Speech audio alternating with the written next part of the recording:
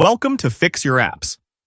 In today's video, we're going to show you how to enable the voiceover on Cookie Run Kingdom in just a few easy steps. It's simple, quick, and super useful. Now let's get started. First, open the Cookie Run Kingdom application on your device. This will take you to your home screen, where you can access all the game features. Next, tap the three lines located at the top right corner of the screen. This will open the main menu where you'll find different game settings. Now, tap the Settings button from the menu. It's the place where you can customize sound, graphics, and other preferences. Scroll down to the second section and tap on the option labeled Sound. This section controls all the audio elements in the game. Look for the last option in this section, which is labeled VoiceOver. This feature allows you to hear character voices and story narration during gameplay. Tap the On button to enable the voiceover.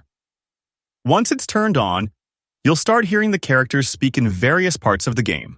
If you'd like to adjust how loud the voiceover is, tap the square icon next to it and move the slider. This lets you control the volume to match your preference.